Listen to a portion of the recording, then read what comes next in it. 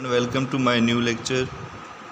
In this lecture, I am going to talk about topic 40.2 of the Fundamentals of Physics book by Halliday, Resnick and Walker, which is Properties of Atoms. Then I would be discussing 40.3 electron spin, then the topic 14.4 angular momentum and magnetic dipole moment, and then I would be discussing the topic 40.5 Stern-Garlich experiment, and in the end I would be discussing the Pauli exclusion principle. First start with the properties of atom.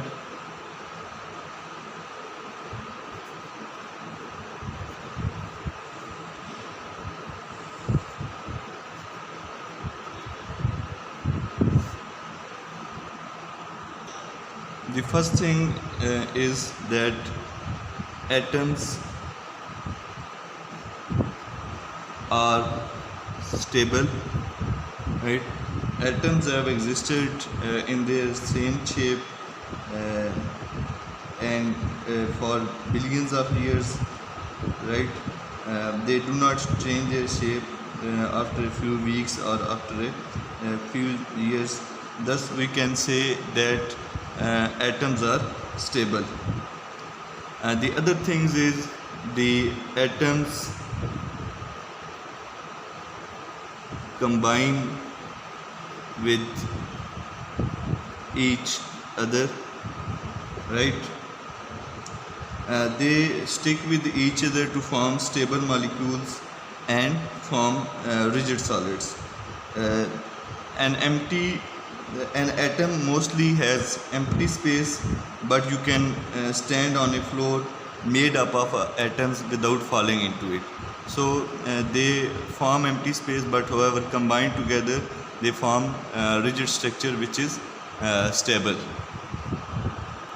If you look at the graph of the ionization energy which is required to remove the most loosely bound electrons out of the atoms in your book, then you will see that their ionization energy is stable, so one can say that the atoms are stable.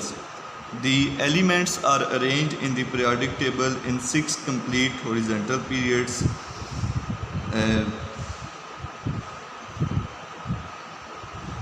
Quantum physics accounts for the chemical properties of these elements. The number of elements in 6 periods, the number of elements in periods are 2, 8, 8, 18, 18 and 32.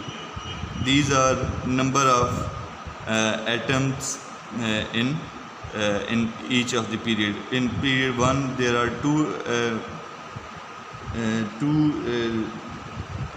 electrons or atoms and 8, and then it goes on like this. Another thing is that atoms emit and absorb energy. When atoms absorb energy, they move to higher levels, and when they come back to their ground state, they release the energy in the form of quantas which are known as photons, right? And this energy is equals to HF. The difference in energy between the high energy states and the low energy levels or low energy states is emitted in the form of photons, and photon has energy HF, where H is Planck constant and F is the frequency of the emitted light. Another important property that we can discuss over here is atoms have angular momentum and magnetism as well, right? We discussed in our previous discussions that when in a circulating uh, uh, electron in a circle has got the angular momentum L, as well as it has got the uh, angular and magnetic dipole moment, which is given by mu.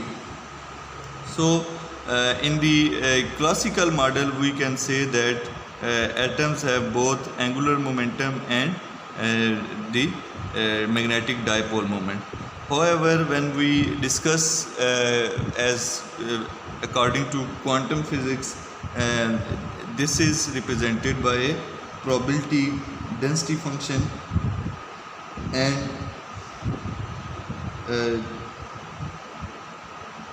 they still have angular momentum as well as magnetic dipole moment. However, when the charge is negative, the angular momentum and magnetic dipole moment have opposite directions.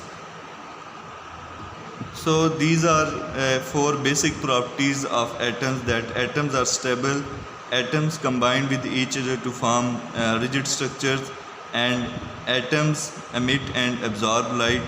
When they go from a low energy state or ground state to a higher state, they absorb energy in the form of quantas, and when they come back to their ground state or a lower state, they release in the energy in the form of quantas, which are known as photons, and this energy is equal to hf.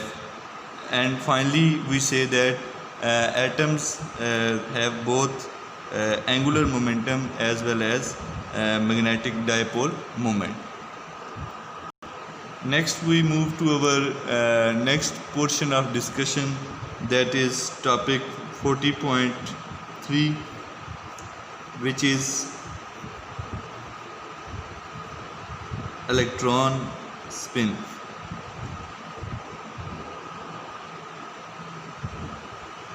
When an electron is trapped in an atom, when an electron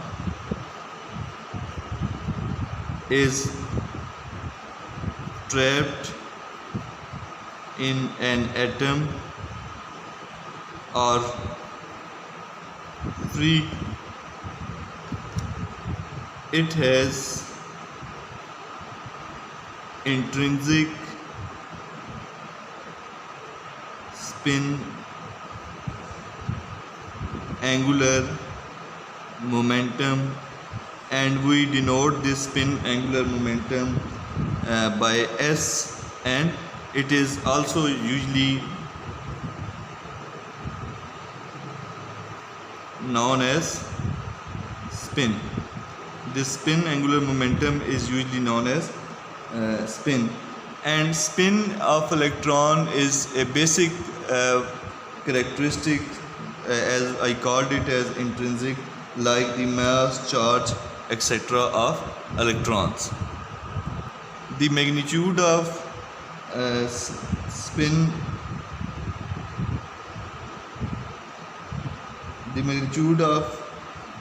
spin quantum number S is quantized, and in magnitude form it is given by S, and S has values of 1/2. This spin magnetic quantum number is quantized in any direction, and it is given by spin magnetic quantum number,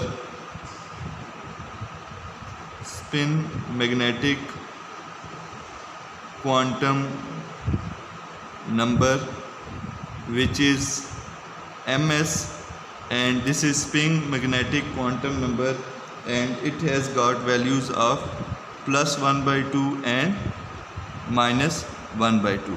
So first I said this S is quantized, so S has value of 1/2, and in magnitude form and this is represented in spin magnetic quantum number ms, which has value +1/2 and -1/2.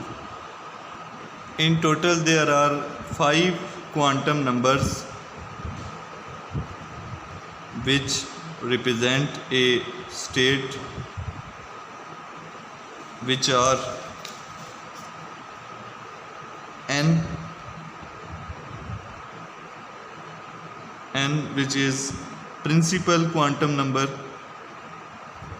right? Then comes the L, which is orbital quantum number, and then ml, which is, this is m sub of L,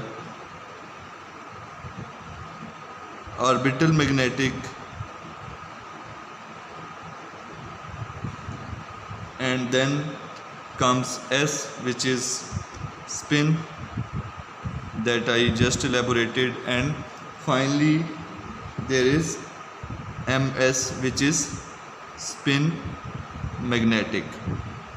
So there are 2 numbers which are associated with the orbital movement of electron, that are ml, and there are 2 numbers which are associated with the spin of electron, s and ms, and n is principal quantum number. All the states with the same value of n form a shell. All the states with same value of n form a shell.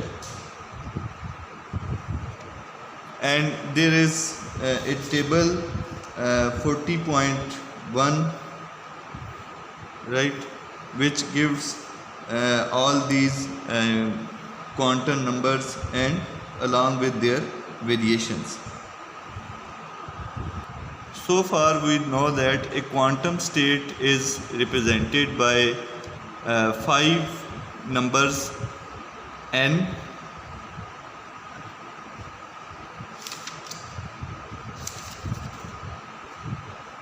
L orbital, ml orbital magnetic, s spin, and ms for spin magnetic, right? There is another important result, that a shell having n quantum numbers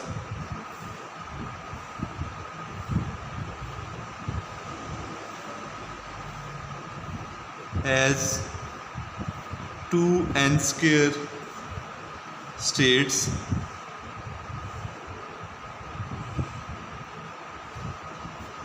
all states with the same value of n and L form a subshell. Same value of n and L form a subshell. I discussed earlier that same value of n forms a shell, and if you have the same value of n and L, it forms a subshell. Now we move to the next part of our discussion: angular momenta and magnetic dipole moments. This is topic 40.4, angular momenta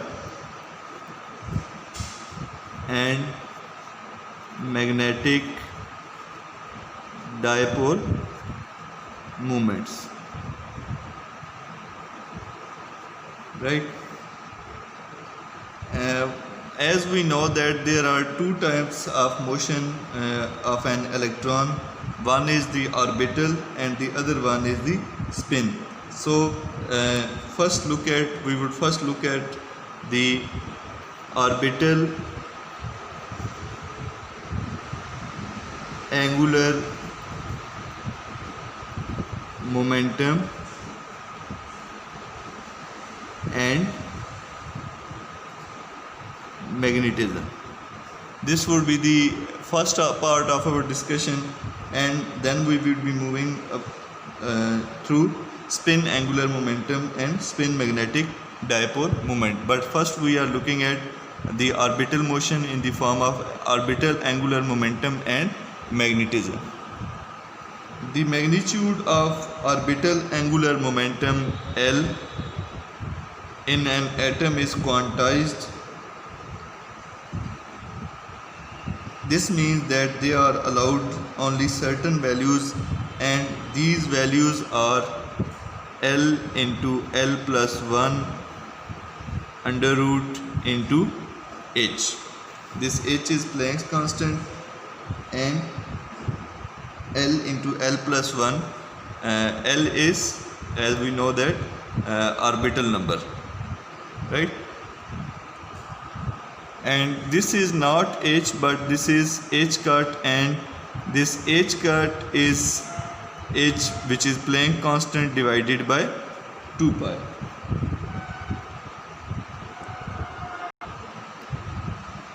From the table we know that L has got value from 0 to a positive integer to n minus 1.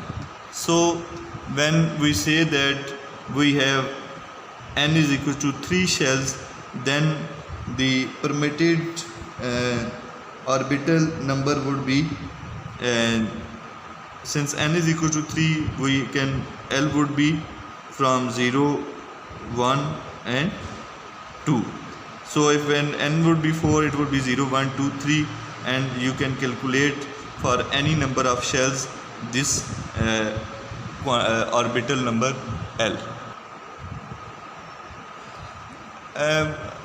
We also know that with angular momentum, as I was discussing the properties of atoms, there is an associated orbital magnetic dipole moment, which would be represented by mu, right? There is a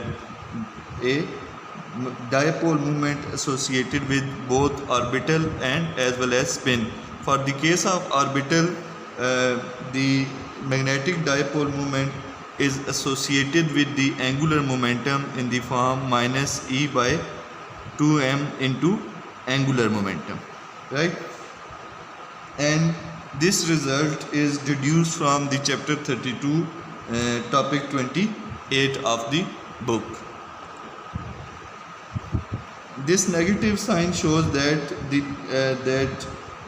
this mu orbital is directed opposite to the angular momentum, and as we have said that the this angular momentum is quantized, so does the mu orbital would also be quantized, and when we substitute this value of angular momentum, we can come to the result that mu orbital is equals to E by 2m L into L plus 1 under root into H cut.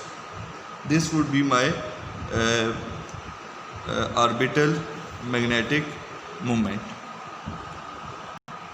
Neither this mu nor this L can be measured exactly in any way.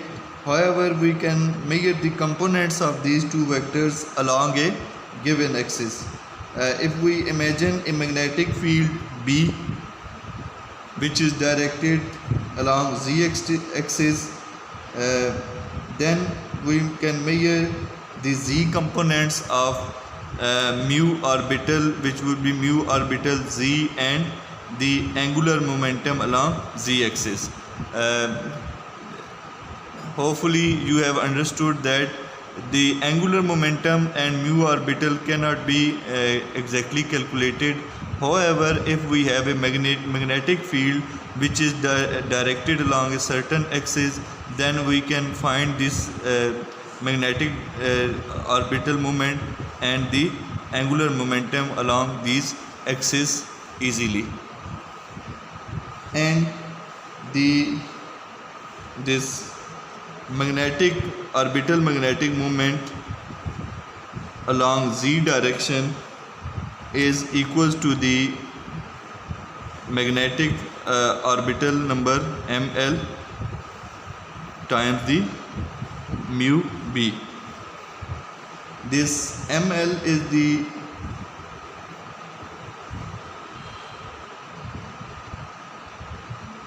orbital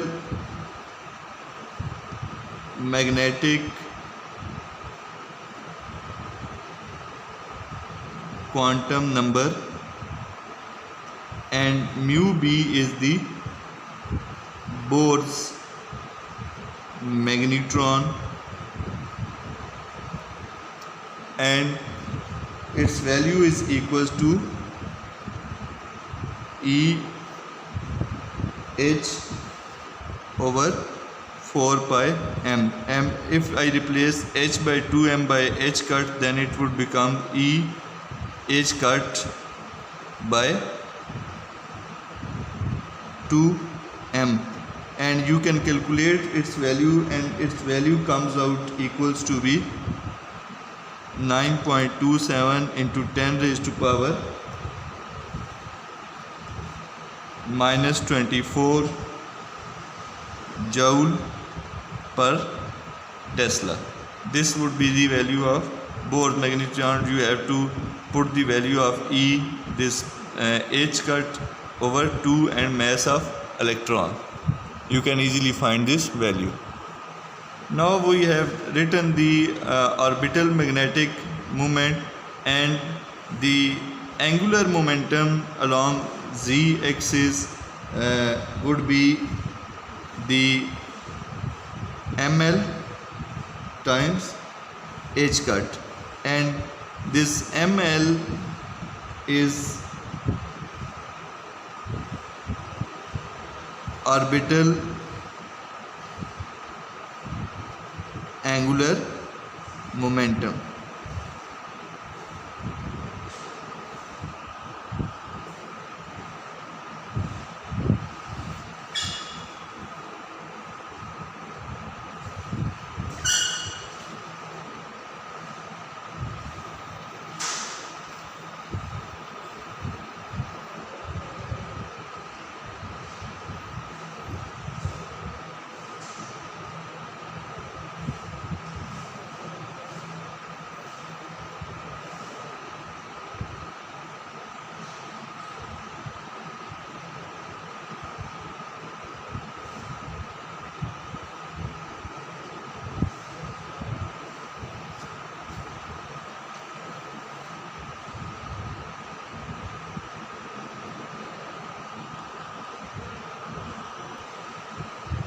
In summary, I can say that when the electrons move, their angular momentum as well as their orbital magnetic dipole moments are quantized, and this angular momentum in quantized form is given by this relation, and then the variation is L is from 0 to a positive integer up to n minus 1, and for n is equal to 3, a particular case I found out the values of L, and then I said that the orbital magnetic dipole moment is also quantized, and it has been given in this form, and we cannot calculate this angular momentum and orbital dipole moment along all the axes, so we take magnetic field along a particular direction and calculate the orbital magnetic dipole moment and this angular momentum along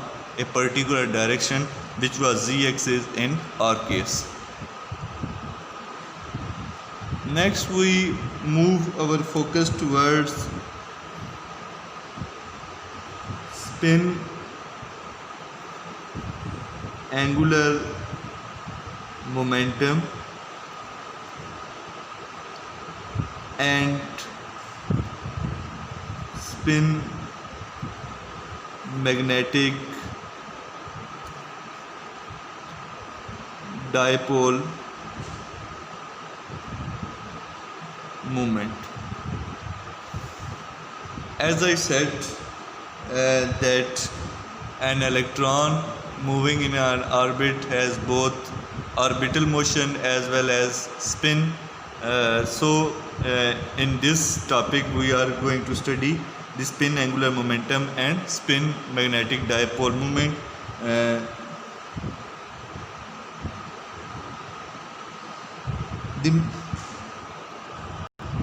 The magnitude of the spin angular momentum represented by S of an electron, whether it is trapped or it is free, has the values which are given by S into S plus 1 under the root times the h cut, and this h cut has value h over 2 pi, where h is Planck's constant. And as we know that this value of S of an electron is 1 by 2, so if we substitute this value of 1 by 2 over here into 1 by 2 plus 1 under root and substitute the value of h cut along with it, then we find without even putting the values, we say that this S is equal to 0.866 times the h cut. This would be the spin angular momentum of an electron. As we know that the spin quantum number of an electron is 1 by 2, as we discussed in our topic 40.3 of the electron spin.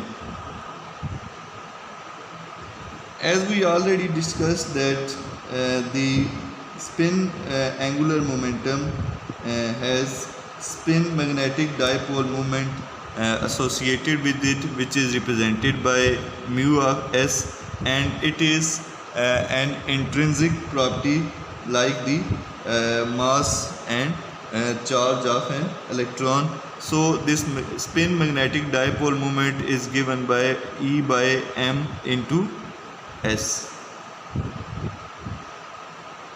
where S is the spin angular momentum and mu S is the spin magnetic dipole moment. And if I substitute the magnitude of this spin angular momentum over here, and this negative sign shows that they are directed opposite to each other, then if I substitute the value of the magnitude of this one, I find the magnitude of spin angular momentum to be equals to E by m S into S plus 1 under root times h cut. Right? This is my magnitude of spin angular momentum. Like the case of orbital motion, we cannot exactly calculate this spin angular momentum and spin magnetic dipole moment of an electron in considering all the different axes. So we calculate them along a particular axis, and this let's say along z axis we are interested in calculating the spin angular momentum and the spin magnetic dipole moment. Then the spin angular momentum along z direction is given by ms into h cut, where ms is the spin magnetic quantum number, is spin magnetic quantum number,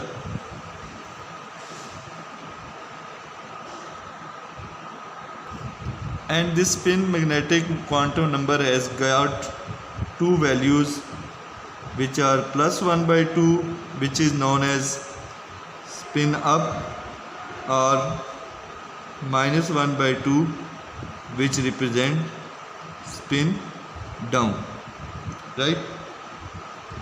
And the spin magnetic quantum number in this case is mu s along z axis would be minus 2 ms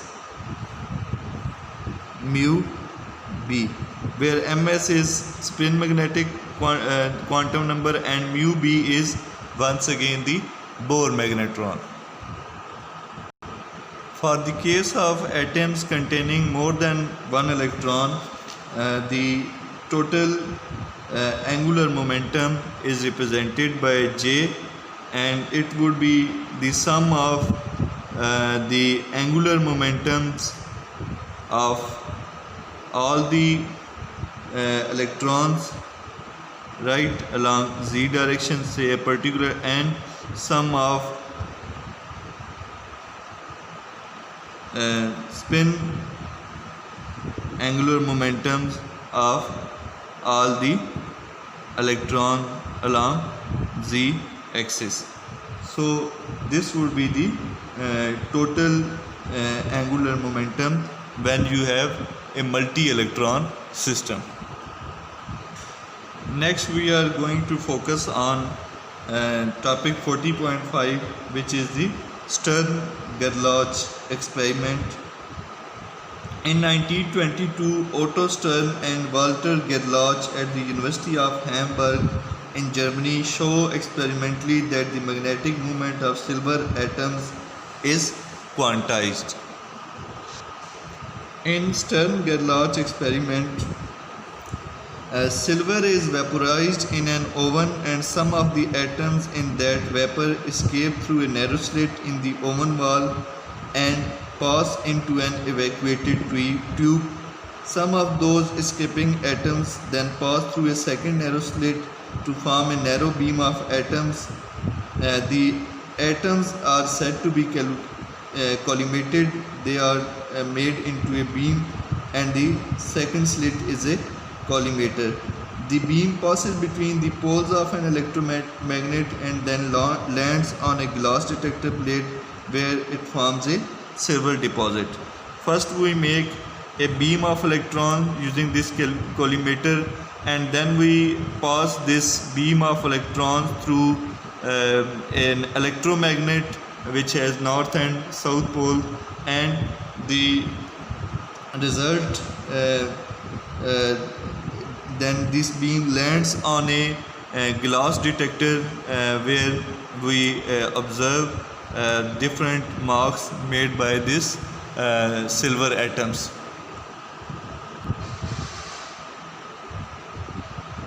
When this field by the electromagnetic is turned off, we can say that the spots would be in a narrow region around center, and when this electromagnet is turned on, we should observe that the spots formed are distributed along this glass detector as due to magnetic dipole moments, and the force due to this magnetic dipole moments will spread the spots along on this detector plate. However, we do not find such results which comes as a surprise. Instead we find only two spots, one above the central spot and one below the central spot. We know that the force acting on a moving charge particle is given by QV cross B,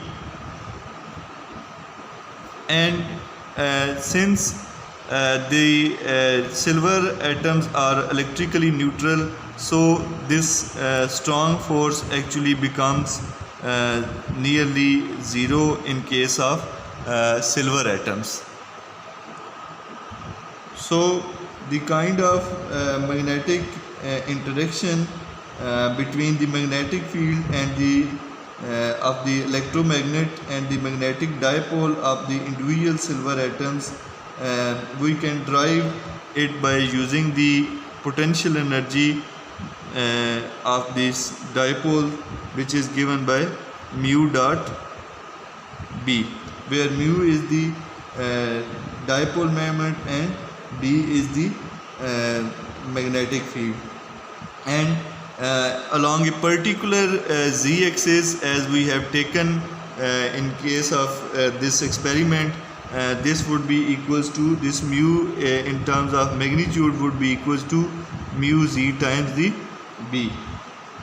Now we know that the force is minus du by dx. Then we can calculate f, this force or interaction along z axis to be mu z dB by dz. So this is the magnetic force that deflects the silver atom as they pass through this magnetic field. This force is the gradient of the magnetic field or the derivative of the magnetic field along z-axis, and when this electromagnetic is turned off, this dB by dz would be a 0, so there would be no deflection. And when this electromagnet is turned on, we have dB by dz, which would be directed along the vertical axis. So this will deflect the silver atoms passing between the poles of the magnet as much as possible, so their deposits show up in the detector plate. According to classical physics, the component of mu z of silver atoms passing through the magnetic field should range in the values of minus mu and plus mu, and so there should be quite a lot of deposits along this vertical z-axis as per classical theories. However, the Gerlach and Stern found a very surprising result. They found that there was a spot, a very faint spot above the point where this spot was formed when there was no field. Suppose here was the point spot when there was no electromagnetic field, and they found a faint spot exactly above and below that point from this undeflected spot. So this was a surprise for them, as they expected the spots to be spread along this vertical axis.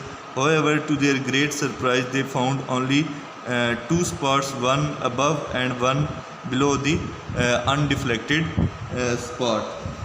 And in another experiment, they used the cesium atoms and found their spots on the detector plate, and they once again found that the spots were split vertically above and below at only two positions, which were exactly at the same distance of the undeflected spot. The classical physics told that these spots should be along the vertical direction with any value between minus mu to plus mu. So there would be values ranging from 0 to or undeflected portion to minus mu, and from 0 to plus mu. However, there were only two spots in this experiment. This shows that this mu z is quantized in this case, and when this magnetic dipole moment is quantized, it means this angular momentum is also quantized for this case. Therefore, we can say that the angular momentum and the magnetic dipole moment were quantized in this case. With modern quantum theory, we can add to the explanation of the two-spot result in Stern-Gerlach experiment. We know that a silver atom consists of many electrons, each with a spin magnetic moment and an orbital magnetic moment. We also know that all those moments vectorially cancel out except for a single electron, and the orbital dipole moment of that electron is 0. Thus, the combined dipole moment mu of the silver atom is the spin magnetic dipole moment of that single electron. And if this is directed along z direction, then this mu z has only z component, and ms would be plus 1 by 2 for the single electron with spin up moment.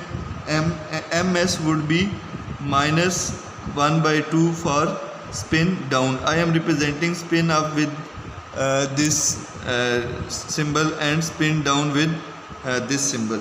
So when we calculate the spin magnetic dipole moment along z direction, this would be minus 2 into 1 by 2 into mu b, and for this one it would be minus 2 into minus 1 by 2 mu b, and this mu s along z axis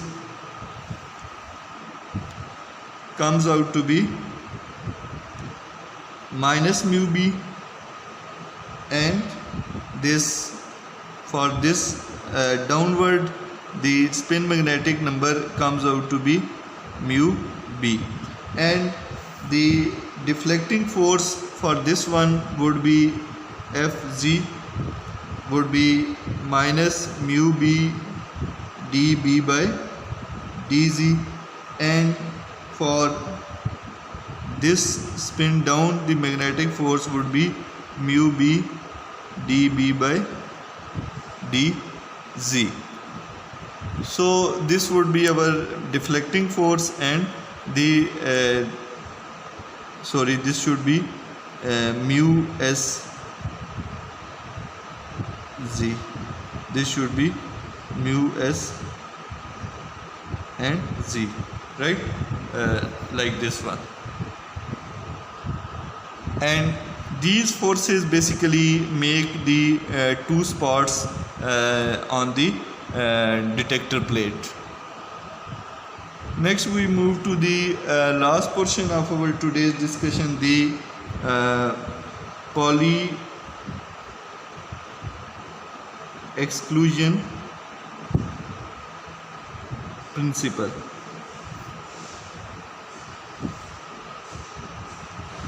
The Pauli exclusion principle states that no two electrons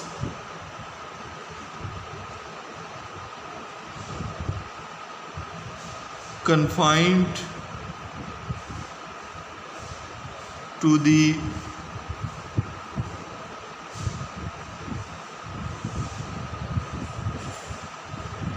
same trap have the same set of values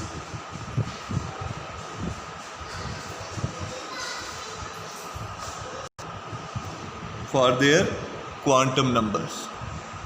This principle means that no two electrons in an atom can have same four values of quantum numbers n, l, ml and ms, right? They cannot have same values of n, l, ml and ms. All electrons have the same quantum numbers, that is s is equals to 1 by 2. They have same thus any two electrons in an atom must differ in at least one of these other quantum numbers. If this was not true, atoms would collapse and thus you and the world would not exist.